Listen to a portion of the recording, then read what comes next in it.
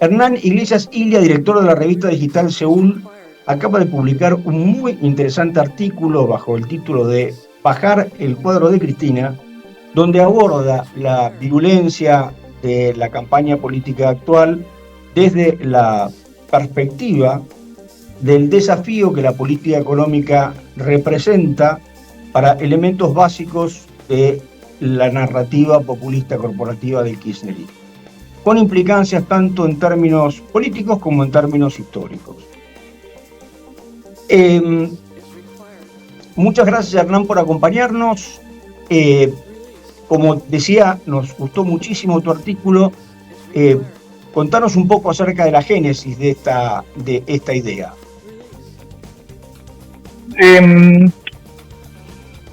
Escribí 2 artículos en estos días, una versión negativa, que es esta la que vos estás comentando, que es sobre el kirchnerismo, y el domingo siguiente una más positiva sobre la necesidad de, no digo apoyar, porque cada uno hace un poco lo que tiene ganas y tampoco influye de cada uno de nosotros lo que pase o no pase con la economía, pero sí de reconocer los efectos benéficos que tendría incluso para la república y para la democracia una consolidación del orden macroeconómico, ¿no?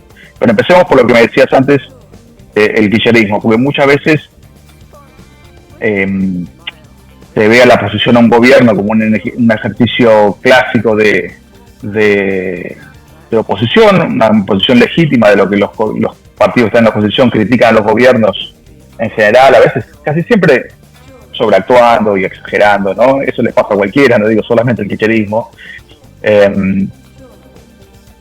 Pero lo que yo quería marcar es que había algo más en juego para el kirchnerismo, y por eso la urgencia y por eso la ansiedad por impedir el progreso del proceso de estabilización económica. Porque lo que yo decía era que si el plan económico finalmente se estabiliza, que creo que no le falta mucho, ¿no?, para tener una economía con libre explotación y un riesgo país en baja, ¿no?, y un ordenamiento de las instituciones macroeconómicas progresivo. No, lo que sigue para el kirchnerismo, lo que está en juego no es solamente una futura lucha de poder, un futuro regreso al gobierno o no regresar, o cuántos diputados van a sacar, sino también se pone en juego su pasado y su lugar en la historia. Porque si todas las ideas que ellos vienen defendiendo desde hace 20 años en la economía quedan probadamente como falsas, que muchos pensamos, ¿no?, que son prácticamente un terraplanismo económico, y hay mucha gente convencida de lo que ellos han dicho siempre sobre las causas de la inflación, sobre los problemas de la Argentina, sobre la falta de dólares, etc., la restricción externa, todas estas ideas, ¿no?, que son estrafalarias en el mundo de la economía normal y que han sido dejadas atrás, como decía, por todos estos países. Si triunfa un plan de estabilización más o menos de matriz de lo que ellos llaman neoliberal, todos estos 20 años van a quedar un poco en ridículo. Va a ser imposible de defender, ¿no? Y para Cristina Kirchner, que ella ha dicho, la historia ya me juzgó, diciendo que la juzgó de forma positiva, un ordenamiento de la economía argentina en la dirección completamente opuesta de la que ella pregona, dejaría sus años con unos años de errores, falta de oportunidades perdidas y un completo desastre económico, que es lo que muchos pensamos, o la mitad del país piensa, pero al kirchnerismo y al populismo en general no le molesta estar enfrentados con el 50% de la sociedad, porque para ellos ese modelo, pensando que ellos son los buenos y los otros son los malos, es el modelo de actuación histórico y el que les gusta incluso. Es la cancha que les gusta, la cancha de la grieta es la que les gusta, pero una derrota tan amplia, intelectual y política y electoral, pone en juego, como decía, no solamente el momento, el futuro y no el pasado. Y de ahí es la urgencia por hacer cualquier cosa para evitar que el plan triunfe. Indudablemente,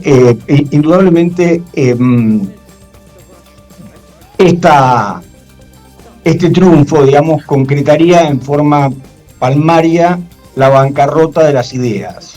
Y la bancarrota de las ideas destruye la narrativa, y la narrativa destruye a su vez la posibilidad de acción política, por lo menos en los términos que lo han venido presentando.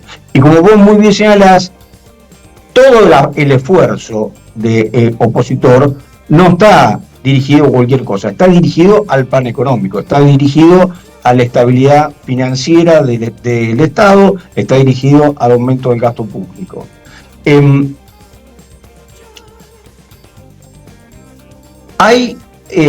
Eso ha cambiado, disculpa que te interrumpa.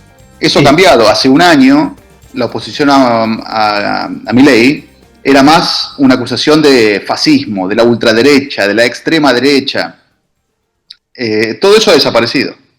Ha desaparecido y ahora todas las acusaciones son más en una clásica oposición de izquierda hacia el neoliberalismo, contra la austeridad, contra los recortes de gasto, ¿no? Eso ha cambiado y se ha enfocado mucho más en la gobierno cruel, el gobierno cruel, esa clase de cosas. Claro. Todo, el objetivo es gastemos y por la vía del gasto vamos a poder arruinar el funcionamiento del plan económico. Fíjate vos que muy en línea con lo que vos estás señalando, inclusive en el artículo vos haces referencia a que el kirchnerismo hasta sobreactúa su condición de socio no responsable en materia de gestión económica, con planteos absolutamente extraordinarios. Caso reciente, lo escuchamos al señor Kichilov decir que su idea brillante para mejorar la situación económica es desconocer la deuda externa. Esto no puede ser algo casual, claramente persigue el objetivo de crear miedo, crear incertidumbre, y esa incertidumbre se refleja en el dólar, se refleja en la situación que estamos viviendo y va a seguir así hasta el 26 de octubre. ¿Cómo te imaginás vos? Vos has señalado muy claramente que acá hay una lucha por los individuos que están en condiciones de entender el fracaso ante la evidencia del mismo, pero que hoy no es que no sean liberales, simplemente hay gente que ha adherido a esta suerte de sentido común equivocado, digamos, que es el telón de fondo sobre el cual se diseñan las políticas económicas y el discurso político en la Argentina. ¿A quién tenés en mente en particular? En tu artículo hablás como que el momento, digamos, el nirvana es el día que un profesor de filosofía se ponga contento porque la Argentina consigue el grado de inversión. ¿Quiénes son los individuos que deberían ser sensibles y reaccionar ante la evidencia de la necesidad simplemente de tener buenas prácticas en materia de política económica? Me parece que son círculos concéntricos que se van cada vez más alejando, ¿no? La mayoría de la profesión económica está de acuerdo con estas ideas. Después hay que pensar en los empresarios, que a algunos les conviene este modelo, a otros no. A otros saben que es el correcto, pero no les conviene, entonces les cuesta apoyarlo. Teóricamente lo apoyan y después cada paso de apertura o de regulación tratan de frenarlo. Pero me parece que es ir abriendo cada vez más la gente que se sienta representada por eso, ¿no? Para que el electorado se sienta representado por estas ideas, creo que un poco ya lo está, pero tiene que haber éxito, ¿no? Y es cierto que en parte la crítica al kirchnerismo es potente en estos meses porque la economía está, no digo frenada, pero sí se ha enfriado mucho desde mayo para acá. Entonces empieza a entrar esa crítica en buena parte porque es cierto que la economía ya no crece como a principio de año, como el fin del año pasado. Creo que es un proceso. Creo que es importante que los políticos internalicen esto de una manera que me parece que está internalizado a nivel conceptual bastante ampliamente. Pero uno lo ve, por ejemplo, en los discursos de Juan Schiaretti, por ejemplo, que habla todo el tiempo de equilibrio fiscal, todo el tiempo de responsabilidad en las cuentas. En general lo ha hecho en su gobierno de Córdoba, pero cuando llega el momento de bajar a medidas concretas, se pone un poco más demagógico, ¿no? Entonces, eso nos pasaba, yo estaba en el gobierno de Macri, pasaba todo el tiempo, ¿no? Sí, está bien equilibrar las cuentas, pero no toquen esto, no toquen lo otro, al final no se puede tocar nada. Y ahora le vuelve a pasar a Milei. creo que hay que aprovechar igual que conceptualmente o discursivamente lo correcto es decir que el equilibrio fiscal está bien. Antes ni siquiera estaba bien. Sí. Ahora queda bien decir que creen en el equilibrio fiscal, ¿no? Todos los políticos, salvo el kirchnerismo, dicen eso.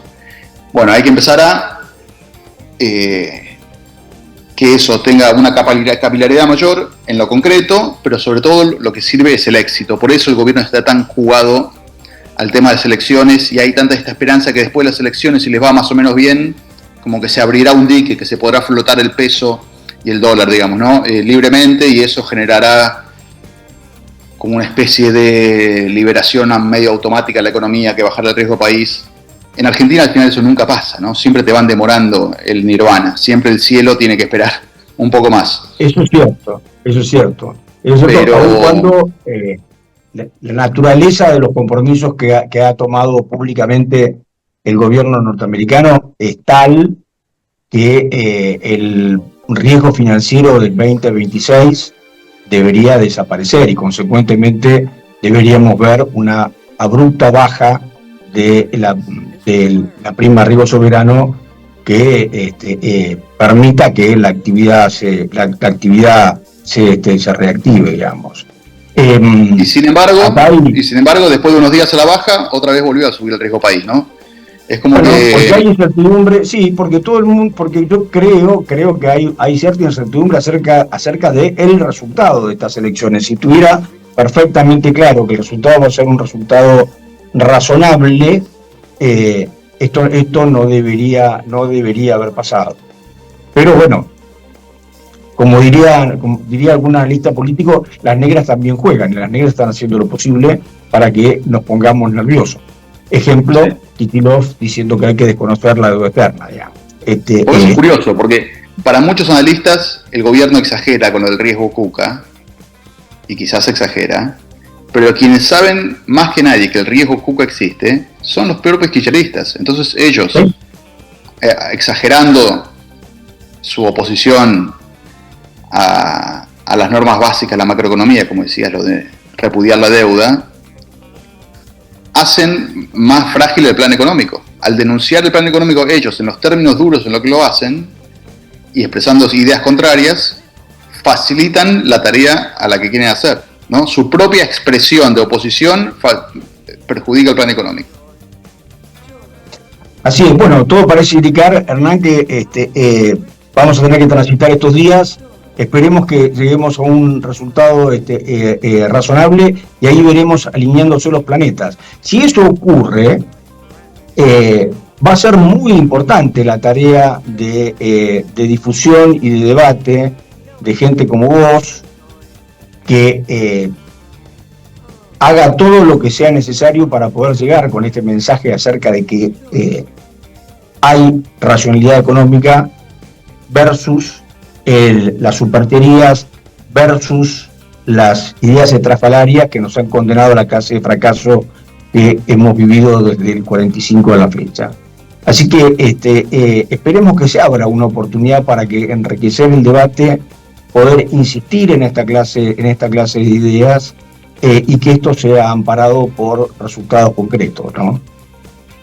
Sí, yo tengo esta esperanza, que es cuando a principio de año casi toda la profesión económica y todos los analistas con buena fe que quieren callar al gobierno le dijeron que el crawl del 1% no daba más y que había que sacar el cepo, el gobierno sacó el cepo, no del todo, pero lo sacó.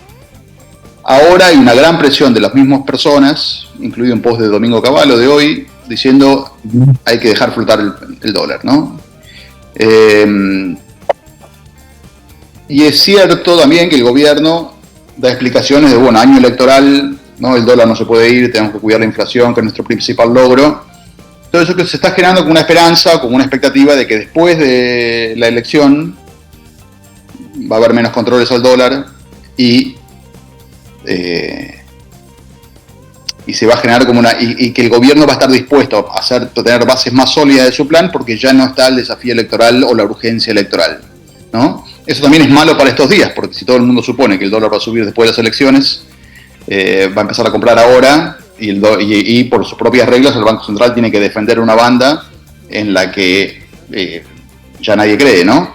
Entonces genera esa esperanza que te decía, genera al mismo tiempo un problema hasta las elecciones. Pero bueno, uno cree que sin esta urgencia electoral las autoridades económicas verán que tienen que todavía seguir robusteciendo las bases del plan y que eso, según dice todo el mundo, yo no soy macroeconomista, pero escucho a muchos decir, bueno, ya está, este mini cepo que hay se tiene que terminar y arriesgarse a tener un poco más de inflación para comprar más reservas y lo que sea, ¿no? ¿Cómo ves la posibilidad de una ampliación de la base política del gobierno después de las elecciones de octubre? La veo todo el mundo, y coincido con todo el mundo, que es necesaria, que tiene que haber se tiene que refrescar la base política del gobierno, el elenco del gabinete incluso, pero también veo pocas señales de parte del gobierno de que estén escuchando ese mensaje por ahora, ¿no? Y quizás sea una cuestión electoral.